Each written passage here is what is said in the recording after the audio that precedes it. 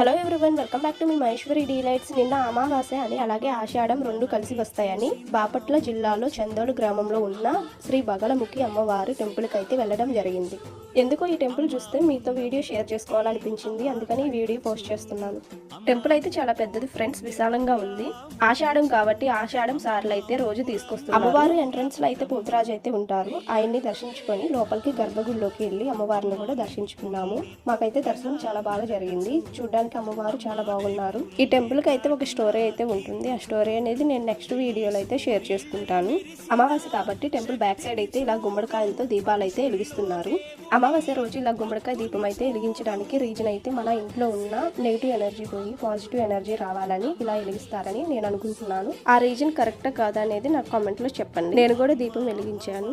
ఈ టెంపుల్ అయితే మధ్యాహ్నం 12 కి క్లోజ్ చేసి ఈవినింగ్ 4 కి అయితే ఓపెన్ చేస్తారు. ఎవరైనా వెళ్ళాలంటే 12 లోపల వెళ్ళండి. చాలా బాగా దర్శనం చేసుకోవచ్చు.